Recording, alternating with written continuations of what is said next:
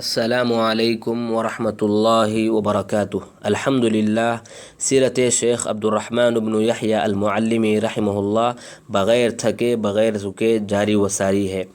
آج کے اس پارٹ میں ہم بات کریں گے آپ کا ایک علمی موضوع پر کہ آپ بیان کرتے ہیں، ٹاپک ہے حال علماء حدیث صحیح کے ساتھ۔ کون سے علماء؟ جو ہے مذہبی علماء ہوتے ہیں، کسی مذہب کے یا کسی مسلک کے ماننے والے ہوتے ہیں، ان کا رویہ جو ہے حدیث صحیح کے ساتھ کیسا ہوتا ہے، اس کو جو ہے بیان کرتے ہیں۔ شیخ ذہبی العصر رحمہ اللہ اپنی کتاب التنکیل جلد نمبر 1 صفحہ نمبر 211 میں جو ہے لکھتے ہیں، جو علماء مذاہب کی حالت پر نظر تأمل سے کام لے گا،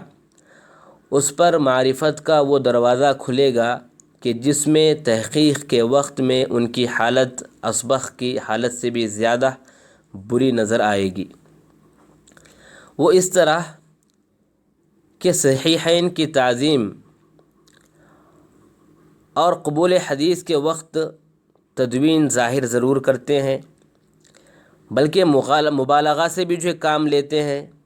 کہ حدیث صحیح ہے، صحیحین کی حدیث بالکل صحیح حدیثیں ہیں، ہر حدیث اس میں صحیح ہے اور عمل کرنا چاہیے۔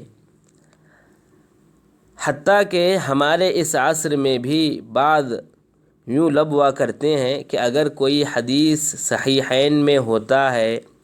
یا صحیحین میں سے کسی ایک میں ہے تو وہ صحت کے اعلیٰ درجے پر وہ حدیث جو ہے موجود ہے،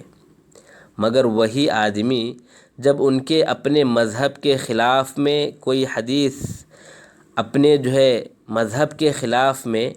صحیح احادیث میں یعنی صحیحین میں پاتا ہے تو فوراً جو ہے اس کو کیا کرتا ہے،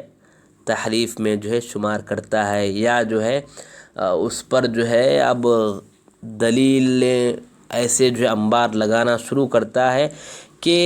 اس کا پورا خلاصہ یا پوری جد و جہد یہ ہوتی ہے کہ کیسے بھی کر کے جو ہے اس صحیحین یا صحیح میں موجود حدیث کو جو ہے ضعیف قرار دیا جائے یا جو ہے غلط قرار دیا جائے۔ یہ جو ہے کوشش ہونے لگتی ہے، اس کو جو ہے بدلنے کی بالکل ضرورت ہے۔